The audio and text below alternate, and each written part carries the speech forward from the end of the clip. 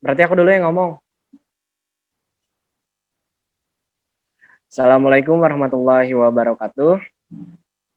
Sebelumnya, mari kita panjatkan puji dan syukur kehadirat Allah Subhanahu wa taala dan salawat serta salam kita curahkan kepada Nabi besar Muhammad SAW. Sebelumnya saya akan memperkenalkan diri dulu. Saya Kahfi Albayhaqi sebagai host dan Vina Lutfiani sebagai presenter, juga Gusti Adi Purnomo sebagai presenter, sorry maaf salah. Vina Lutfiani sebagai moderator dan Gusti Adi Purnomo sebagai presenter. Materi kali ini akan dibawakan oleh Gusti yaitu tentang present tense. Langsung saja saya alihkan kepada moderator Vina Lutfiani. Ya, terima kasih pada host Kahfi Albayhaqi. Sebelumnya, mari kita panjatkan puji dan syukur kepada Allah SWT dan Nabi besar kita, Nabi Muhammad SAW. Pada kesempatan kali ini, acara ini diawali oleh pembukaan oleh host dan saya sebagai moderator, dan presentasi kita yaitu presentasi siswa di SMK PGRI Jatibarang, ya alumni SD Kongsi Jaya dan alumni SMP Negeri 3 Jatibarang. Sekarang beliau menduduki di kelas 12 jurusan TKJ di SMK PGRI Jatibarang. Mari kita langsung saja ke presenter kita untuk menjelaskan materi past present tense. Ya, terima kasih moderator Vina Lutfiani.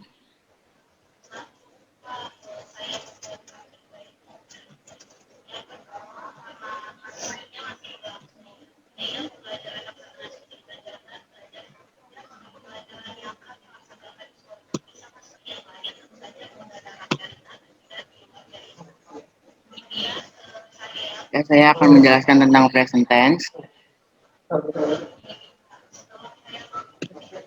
Apa itu present tense? Present tense yaitu tenses yang digunakan ketika kejadian berlangsung saat ini atau kejadian yang berulang kali atau kebiasaan. Tenses ini merupakan tenses yang sering digunakan dalam bahasa Inggris. Nah, dalam present tense ada 3 rumus, yaitu yang positive sentence, negative sentence, dan interrogative sentence. Yang pertama, saya akan jelaskan dulu positive sentence. Positive sentence ini berupa subjek Ayu Dewi, verb 1, plus objek. Objeknya bisa noun atau kata benda, adjektif atau kata sifat, dan adverb atau kata keterangan. Contoh kalimatnya. I go to school every day. Aku pergi ke sekolah tiap hari. I-nya ini sebagai subjek, go-nya ini sebagai verb 1, to school-nya ini sebagai objeknya, dan everyday ini sebagai adverb of time atau keterangan waktu. Terus yang contoh yang kedua, you run in the yard. Kamu berlari di lapangan. You-nya ini sebagai subjek, run-nya ini sebagai verb 1, in the yard-nya ini sebagai kata keterangan tempat. Untuk contoh yang ketiga, they eat in the restaurant. Mereka makan di restoran.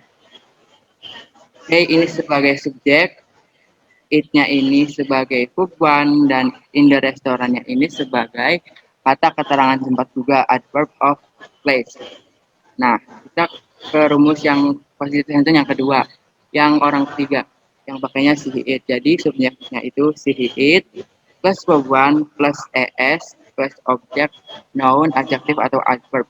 Contoh kalimatnya yaitu, she cuts her hair. Dia memotong rambutnya.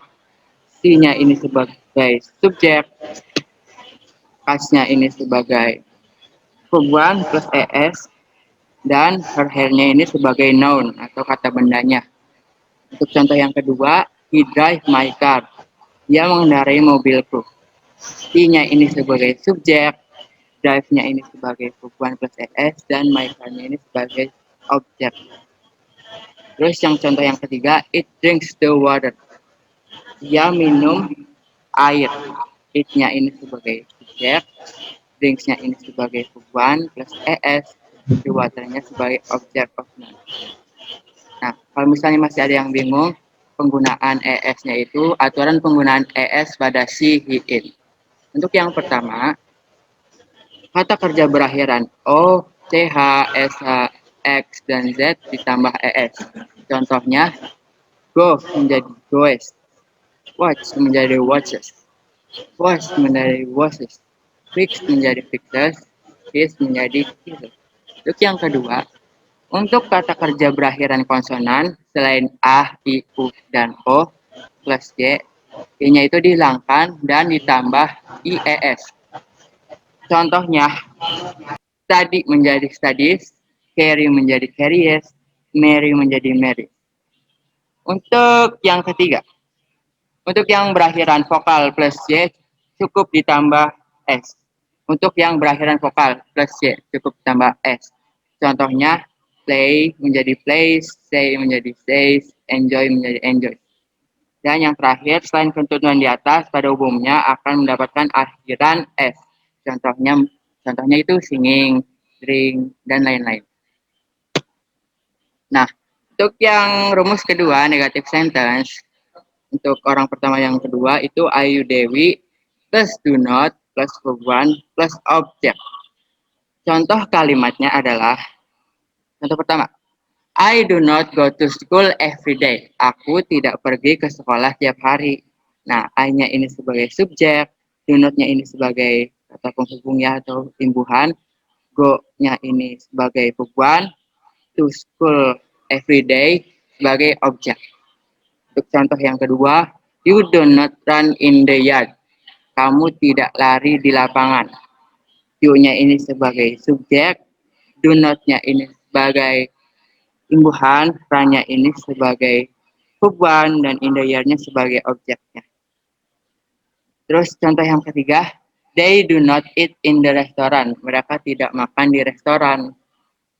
They-nya ini sebagai subjek, do not-nya sebagai imbuhan, it-nya ini sebagai verb 1, objeknya in the restaurant. Nah, kenapa di negative sentence? Oke, lanjut. Maaf ya, ngeblank. Terus yang orang ketiganya, she, he, it, plus do not, plus verb 1, plus object. Contoh kalimatnya, she does not cut her hair. Maaf ya, di sini seharusnya nggak ada s-nya itu sebenarnya.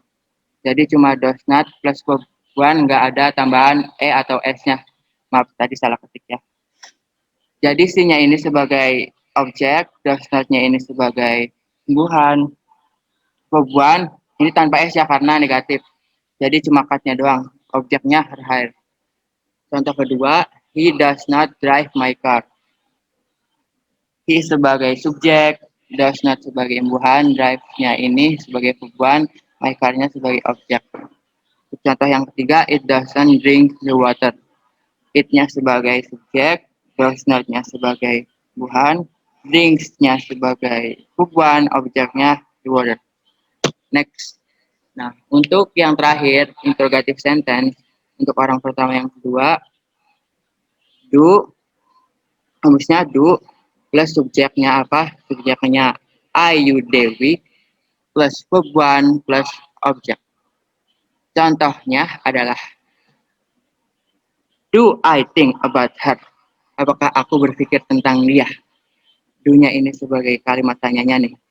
Jadi yang negatif, yang tadinya di tengah, dipindah ke depan. Jadi, do I think about her? Apakah aku berpikir tentang dia? Terus contoh yang kedua, do you go in the party? Apakah kau pergi ke pesta? Untuk contoh yang ketiga, do they do their homework? Apakah mereka mengerjakan tugas mereka? Dan contoh yang terakhir, do we write letters? Apakah kita menulis surat? Nah, untuk subjek orang ketiga, yaitu rumusnya does plus subjek, she, he, it, plus verb 1 plus objek. Contoh kalimatnya, does she wear the necklace? Apakah dia mengenakan kalung. Terus contoh yang kedua, does he see the station? Apakah dia melihat stasiunnya? Terus yang ketiga, does it bite my hand? Apakah dia menggigit tanganku? Ya, terima kasih. Ya, saya kembalikan kepada moderator.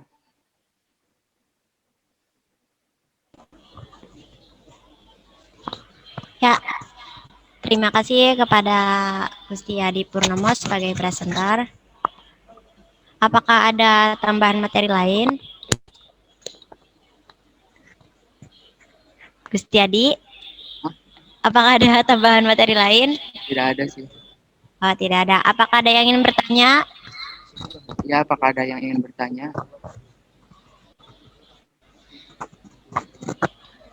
Ya, jadi kesimpulan dari presentasi tadi itu bisa kita lakukan untuk kehidupan sehari-hari dengan menggunakan bahasa Inggris.